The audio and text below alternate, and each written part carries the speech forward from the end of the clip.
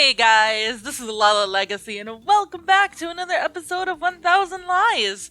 So, let's jump right back in. The spectators begin to clap. Due to Ziva's popularity, she receives the most attention. You can only hear them cheer her name. Seeing her play that kind of role is something new and bold, something the audience excitedly welcomes. A job well done! There's no better way to start the day, right, Companero? Aussie helps me get up, then I shake off the ketchup on my clothes. My shirt is a complete wreck, but what could I do? It was a small price to pay in exchange for some laughs. We aren't known as the class clowns for nothing. We eat pranks like this for breakfast. You weren't yourself. You were beating around the bush too much. What the hell was that about, with the wedding and the kids? Believe me, bud, it's not every day that you get a confession from Ziva, even if it was just acting. It's totally normal to start picturing things like a wedding and our 4 children together, or our future children together. Oh, wasn't it 3? A lot of things have happened since then, Campanero. Ignoring my friend's reproductive capacity in his dream world, I try to get the class's attention. The show may be over, but the MC still has something left to say. Please listen, I have something to announce. Be quiet until I'm finished. Ladies and gentlemen, and Aussie. How am I not a gentleman?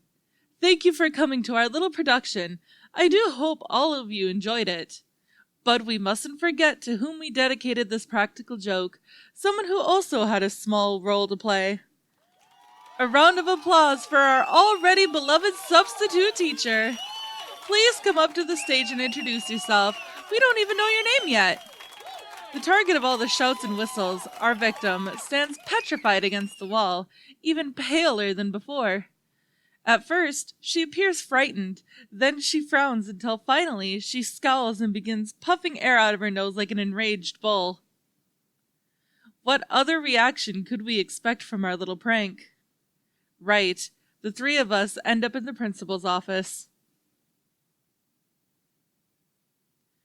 1000 Lies.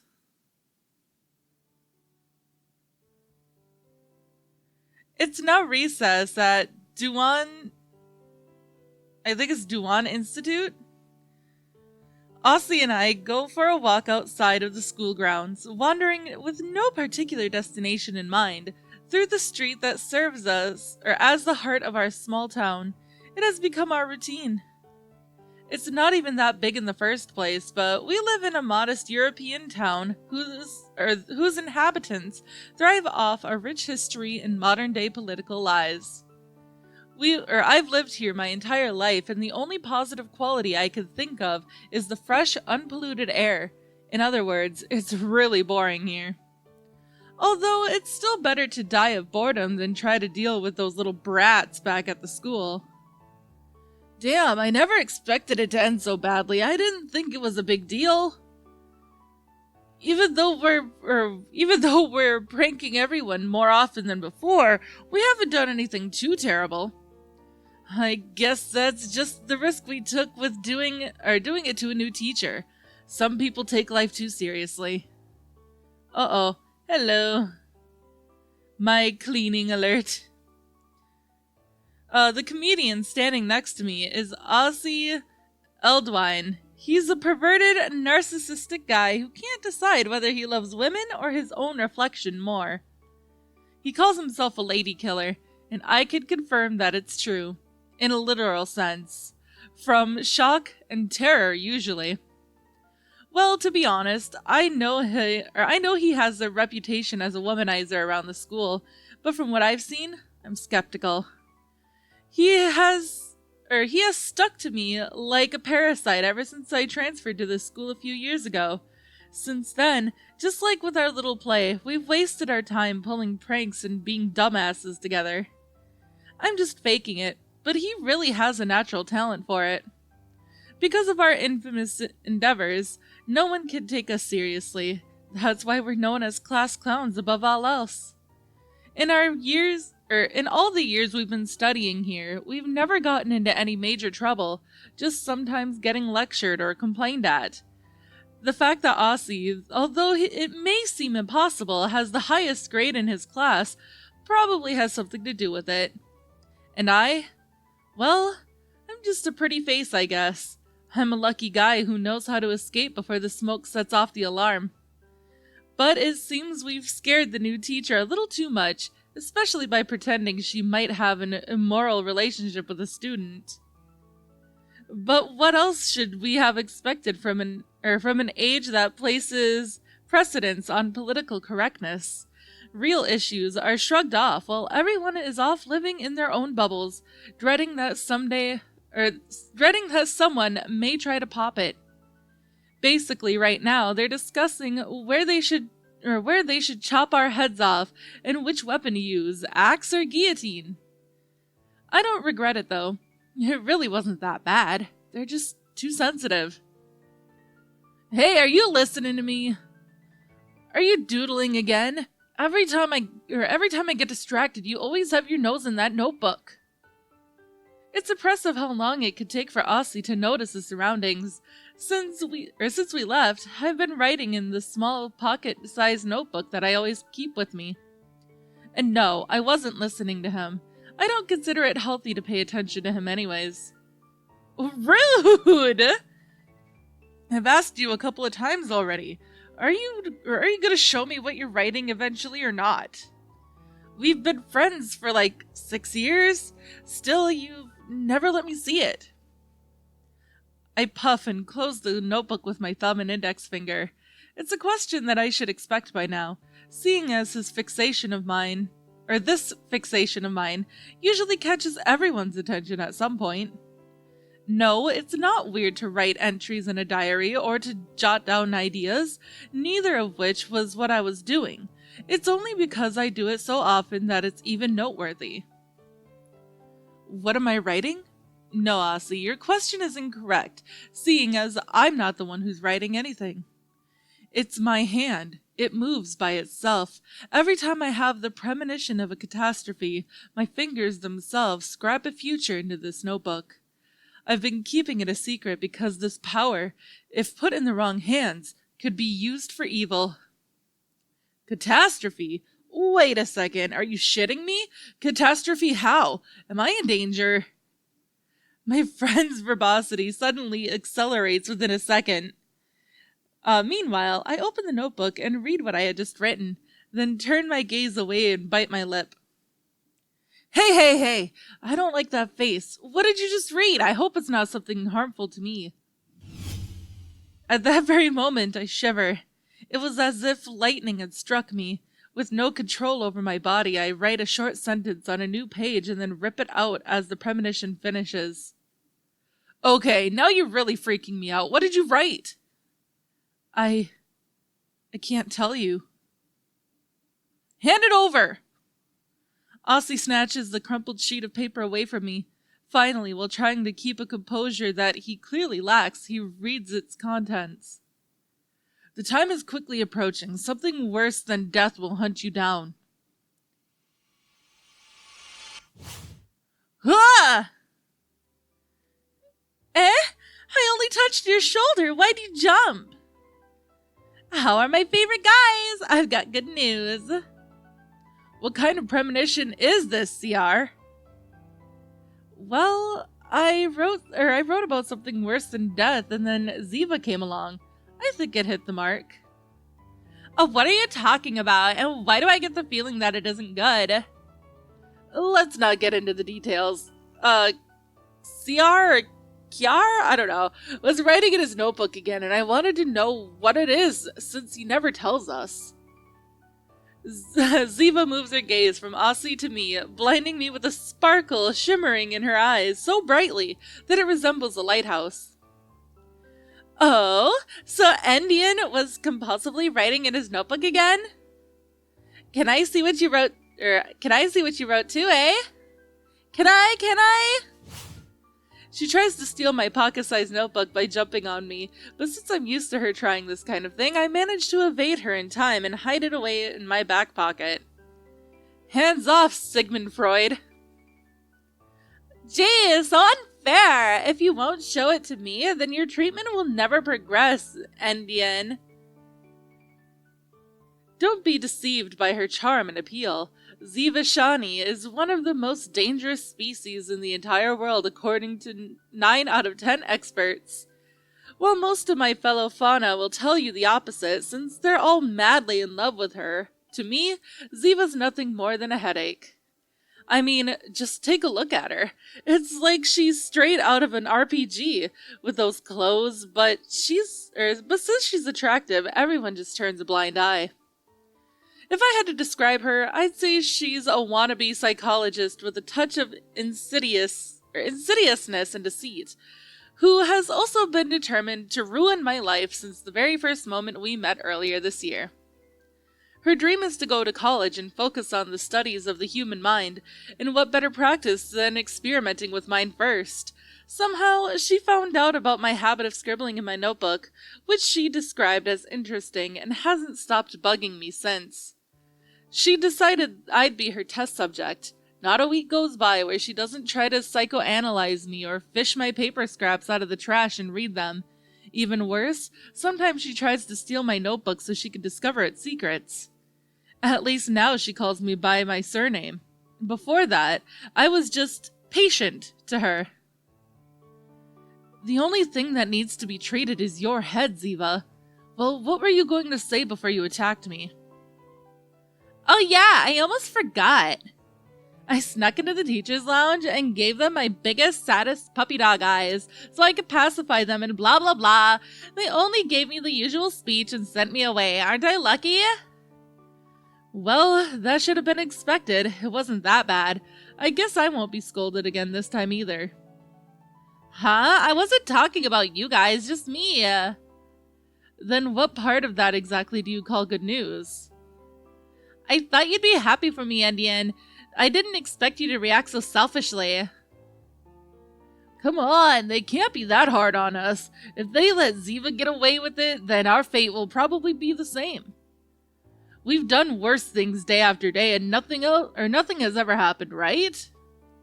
Yeah, but this time it was all the master plan of this lady right here, who also insisted on participating in one of our operations with us. And she doesn't even care what happens to her comrades now. Seriously? That explains why Ziva would participate with us in all of this, but it was you who owed me one, Endian, so stop complaining. Plus, I was just messing with you. I wouldn't really hang you out to dry. You don't have to worry about anything. The substitute is angry, but the rest of the staff didn't really take it seriously. The only thing you gotta do now is apologize to her and shed some crocodile tears and show how very sorry you are and you're finished. See how easy it is? I can't believe you don't trust me, Endian. You have such little faith in me. Little to none. Anyways, that was the bare minimum you could have done since you were involved, so stop grumbling. I did help you though, so I want a favor in return. Can you come with me to... Request denied. No favors. Jeez. Come on, what's with the long faces? Remember how in less than a month the finals begin? Less fighting and more having a good time so we can leave this place with a good impression, okay? By the way, Ziva, what kind of favor did he owe you, if you don't mind me asking? I think the first time I've heard of CR owing anyone a favor without a bet somehow being involved. Hell, not long ago, he wouldn't do anything unless there was a bet involved. Oh, it was nothing. I just asked my uncle if he knew about a certain package since he works at the post office. Speaking of which, you never did tell me what that was all about. You told me you'd explain it another time. I fold my arms in and raise an eyebrow, resigning myself to answer despite my clear lack of interest. It's kind of a bad anecdote, but I guess we have the time anyway. Both Aussie and Ziva look at me expectantly. Their interest can't be more apparent. I initially resist, but end up yielding to the pressure. Alright, I'll tell you everything, but I'm warning you, it's just a depressing love story. A love story?! You don't have to tell the entire world, you know. I wasn't aware that my young and pure Ciaran had already become a man. It must have been due to my benevolent influence. Tell me, what kind of person is willing to put up with your eccentricity? I'm always gonna have a problem with this word. Compañero mío. And I don't even know if I'm saying it right because I don't speak Spanish. Hey, I always have to put up with you and I don't complain. Quit joking around.